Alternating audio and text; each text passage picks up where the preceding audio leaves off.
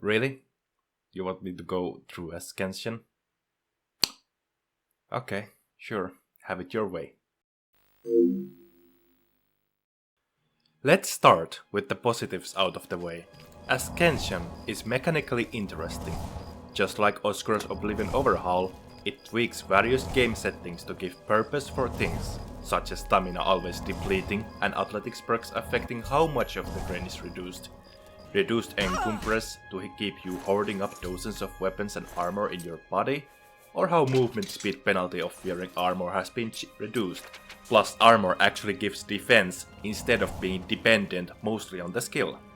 I would argue it does more than Oscuros though, as that one focused mainly to reduce stats and increase damage. Ascension does more, as it covers potency of alchemy, importance of speechcraft and mercantilism, as well as sneaking, giving a broad makeup rather than one makeup. Now, let's address the elephant in the room. That is how this mod handles level scaling. It does it like many other mods do it, by making sure NPCs won't spawn with glass or Daedric arsenal when you hit high enough level. The bandit boss has a chance for high tier arsenal now, and the only real way to get Daedric gear is to go and dwell through Oblivion realms, giving a purpose to close them. I argue this is a good way to handle it, and gives Daedric a sense of rarity, a logical place for it to be found at. I dare say this beats Oscuros overhaul's way. Even creatures were made sure they never stop spawning, and are made in such way that high tier creatures spawn around boss spawns rather than at the entrances of the dungeons. Additionally, at the end of the dungeon, there is a boss chest that always gives you a huge quantity of loot of various items.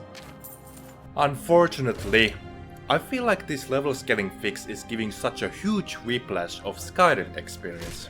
To give you a quick rundown, Skyrim dungeons are built with a path towards the end where the big encounter of a boss resides in, with random chests giving out minor stuff unless it's locked.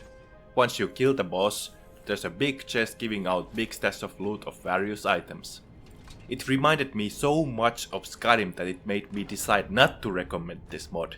It's all good for people who do like how Skyrim handles the level scaling, but for me, it kills off part of what I like about dungeon dwelling, a mystery and surprises. Let's face it, every Elder Scrolls game since Morrowind is running with that ordeal where things are easy to anticipate towards. I can't say that I was surprised to know what was inside a family ancestry room, a cave in Oblivion or a dragon tube in Skyrim, cause the very first enemy encountered in that location tended to be shared by that same enemy unless it was a quest dungeon. It is why I have huge fondness for Arena and Daggerfall, as one could argue the quantity of dungeons, ambushes during resting, and level scaling all adds up to unpredictability of enemy encounters, to be ready on your toes for anything. Closest genre I could say that replicates this is roguelike/slides, but the core game with those tend to be to lose all progress and restart again, plus they are rather quick games. It's why I rather recommend Maskar's Oblivion overhaul. Sure, the changes are done by scripts, making it harder to edit or give patches unlike with Ascension, but the scripting ensures compatibility with other mods, unless they do the exact same feature.